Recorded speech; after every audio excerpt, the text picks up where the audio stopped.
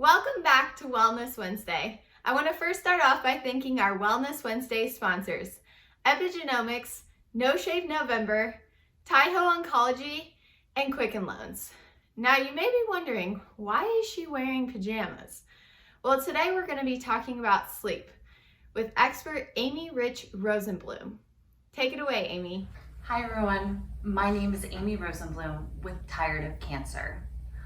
Our team of experts and psycho-oncologists developed the Untire app to help individuals suffering from cancer-related fatigue.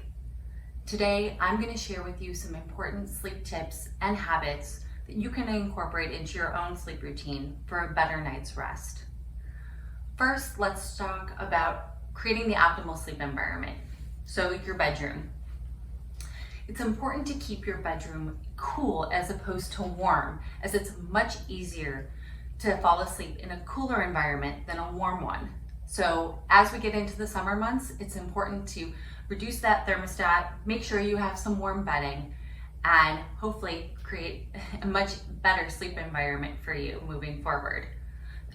And speaking about cold, make sure that you don't have cold feet. So it's really hard to fall asleep if your feet are cold. So incorporate some socks or fuzzy slippers as part of your pajama apparel if needed. Now, to create an optimal sleep environment, distractions are a number one focus. So make sure your devices, your phone, your e-reader are all set to do not disturb, silent, or just turn them off. So you want to make sure that your bedroom is free of distractions so that you truly can fall asleep and stay asleep. Notifications and alerts that go off with your phone encourage you to interact, keeping your brain activity high, making it much harder to fall asleep. Additionally, your devices all emit blue light. So making sure that the settings are updated on your phones to make sure that your phone or e-reader isn't emitting any blue light as you get ready to fall asleep. Blue light stops melatonin production, which is a key element in getting you ready to fall asleep. One of my favorite tips, and one that I use actually every day, is the alarm clock. Making sure it's something you can't see when you wake up in the middle of the night. Watching the clock and as the minutes pass by can be an extremely stressful and frustrating experience, creating just even more issues in being able to fall asleep and stay asleep in the middle of the night. So turn your alarm clock towards the wall if it's on your nightstand, or if you're like me and you have a phone as your alarm clock, put it somewhere else so that you're not inclined to check the time when you wake up in the middle of the night.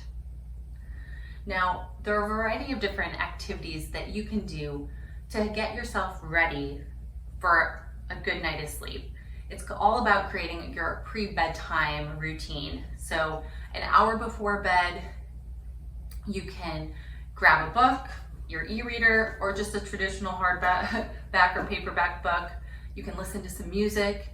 You can take a bubble bath or a shower. That warm water can really help relax your body.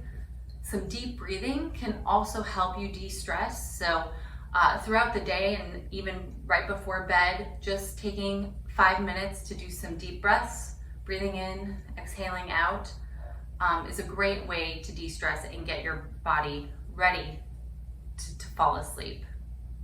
Now, there are other things that can impact a good night of sleep, and that's what we're eating. So everyone loves a good cup of coffee or a nice chocolate bar. Just be sure that these stimulants aren't consumed any later than 6 p.m. Any later than that, it typically will interfere with your ability to fall asleep, that additional caffeine. Wine and other alcohol is also something to limit, as alcohol will be a depressant helping you fall asleep, but it does interact and interfere with your body throughout the night, which can cause you to wake up multiple times and have a restless night of sleep. Exercise is a great thing to do to de-stress throughout the day. Just be sure you're not exercising or doing any strenuous physical activity too close to bedtime, as it really gets your body and mind moving, which is great, but it makes it really challenging to get into that bedtime routine and get your body and mind to settle in for the night. Now, it's going to be hard to get a good night of sleep every night. And one of the big questions is, what can you do if you get a poor night of sleep? Is there anything you can do to improve your day? Well, light is one of the number one things you can do to help your body get energized and know that it's time to wake up. So light will tell your biological clock it's time to wake up and to get moving. So use that sunlight, especially as we get into the summer months, to help yourself wake up. Getting outside, fresh air and activity are also great ways to increase the energy that you need during the day. So best advice is going out for a walk in the sunshine. Even just a few minutes can do a lot of good. So I know I shared a lot of different tips with you today. Please don't feel like you have to incorporate every single one into your routine. Take a few of the tips, add them in, and consistently practice that routine day in and day out, and you'll see success in your sleep. I hope that this information was helpful for you today. If you want more information on sleep, as well as cancer-related fatigue and increasing your energy, feel free to check out the entire app for more information. Thanks for spending your day with me, and I wish you a good sleep. Thank you, Amy, for those awesome tips.